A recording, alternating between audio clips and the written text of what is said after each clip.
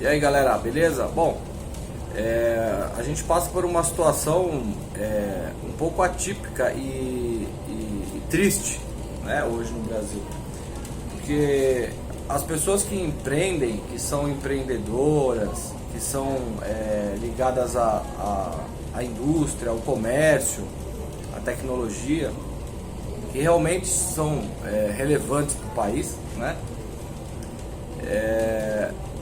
Estão mirando estão com foco no caminho errado do progresso.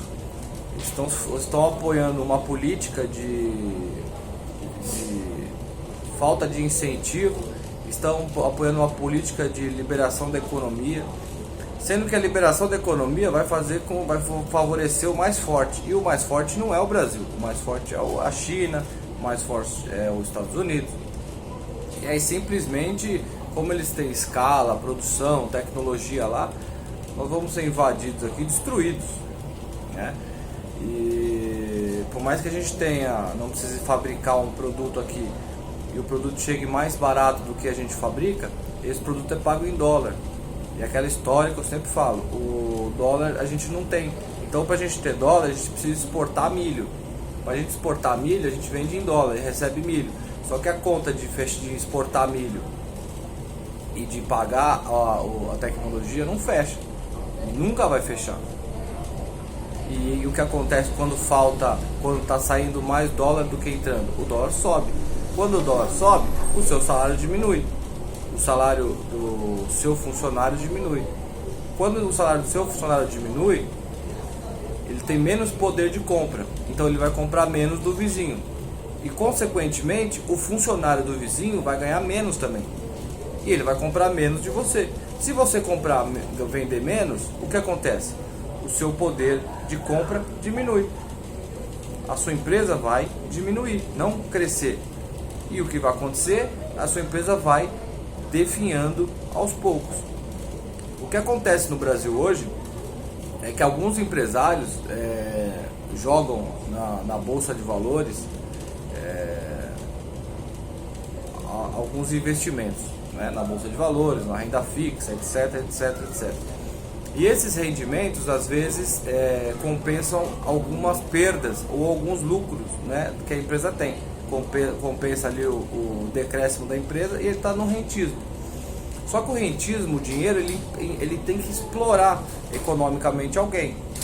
Se ninguém pegar aquele dinheiro ali para usar para alguma coisa, ele não tem juros. Se não tem juros, o dinheiro não rende. Então esse ciclo, alguém está pegando o dinheiro, né? Então da mesma forma, são duas formas de destruir a economia. Uma é a importação, como eu já falei, da desvalorização do real.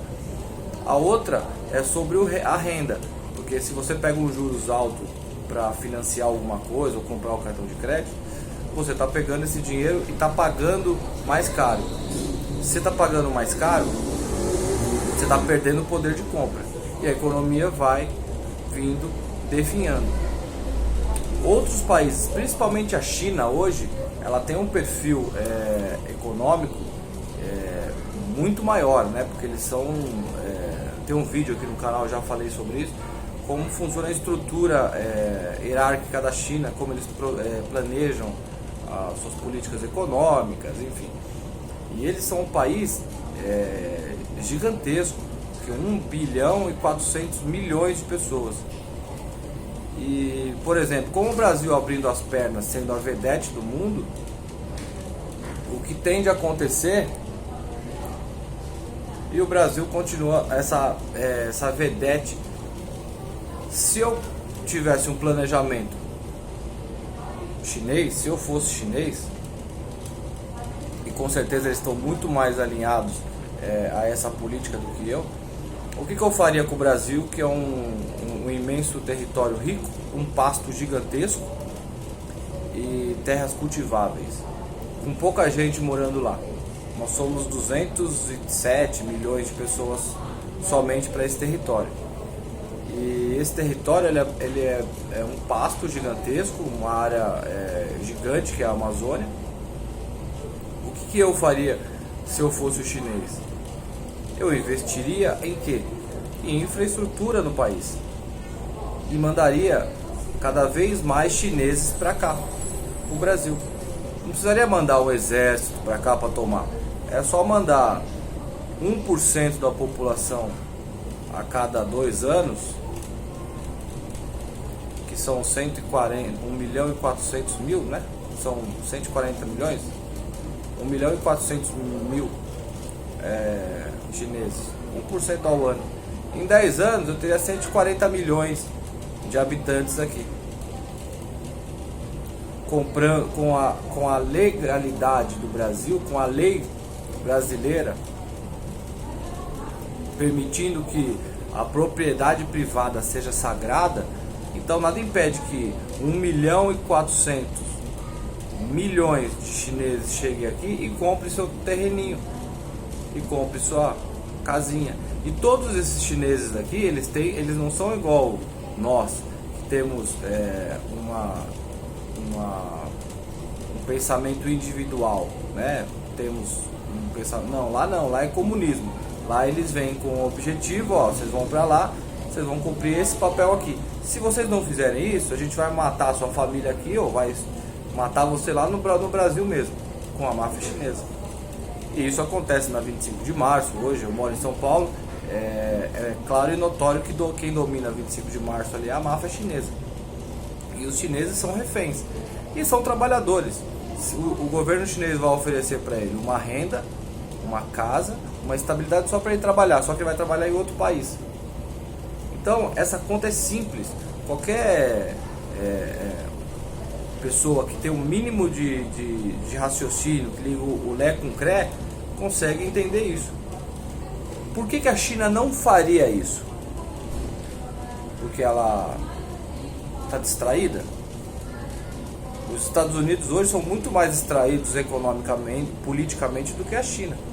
Porque os Estados Unidos, eles têm toda a política externa dele, tem o governo externo que está preocupado em capitalizar dinheiro, em fazer as políticas de exploração, etc, etc, etc.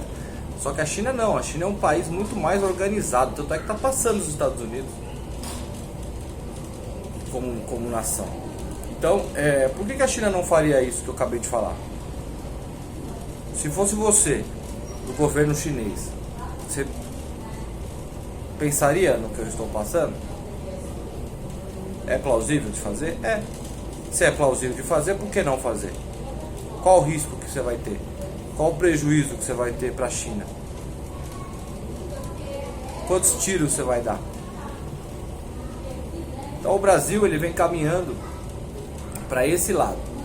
E os empreendedores do Brasil, os fabricantes, os industriais, estão preocupados em se manterem vivos. Só que a política externa do Brasil está fazendo com que eles vão nadar enquanto a maré não sobe. Depois que a maré subir, todos os empreendedores industriais do Brasil vão para o vinagre. Fora os 0,1% que é bilionário que pode ir para outro país. Beleza, gente? Vamos ficar atento. Um abraço.